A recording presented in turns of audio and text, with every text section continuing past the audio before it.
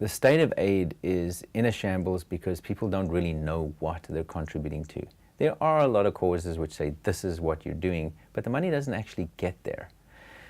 And if it does get there, in a lot of cases it gets there where it really is a handout, where businesses are started, where wells are drilled, and those are all really wonderful. They really are amazing. But the fact is that unless the people that you're helping know why you're doing what you're doing and why they are going to do things differently than they have done before or learn new skills, they don't know what to do with what you gave them.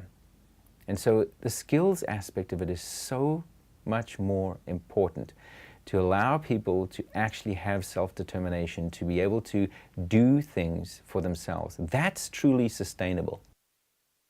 When you create a dependency by sending money or building a building or sending a tractor, and then you wonder why, gee, I bought them a $100,000 tractor and it's sitting in a field rusting away, it's easy to give money, because money makes it really simple to say, I've done my share. My vision has always been to work with mothers and children to enable them to break the chains of their parents' past prejudice, to be able to preserve their cultures and think and make decisions for themselves. They need the guidance and the support to say, how do I get this done? Why am I doing the things that I'm doing so that they are long-term and they're sustainable and I personally can sustain them, rather than me coming in there and creating a different dependency and doing it for them and handing them cash or food, which is very, very short-term. It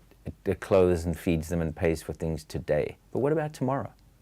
And so our focus is on understanding the community's needs and providing them with the skills and the support that they need to create that need and supply that need in a very sustainable manner, because they are doing it, we're not.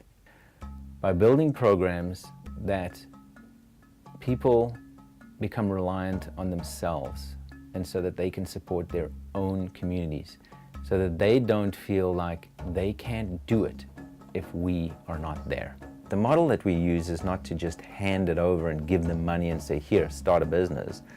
We actually start the business. We own that business with members of the community.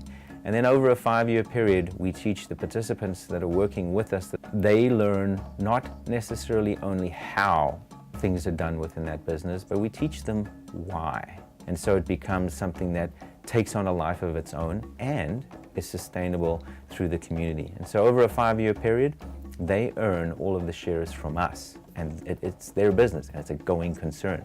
It's all very well to change the way people think that are adults.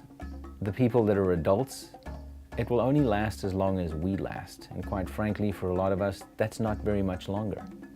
And so if we start with the children, we will have the impact that we really want to create. And what's amazing about working with children is not only will they affect the generations that come after them, they also have the power, because they are children, to affect the adults that are around them.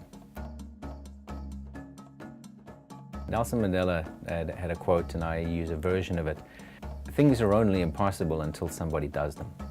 And the way I look at it is, I'm going to be the person that does some of those things.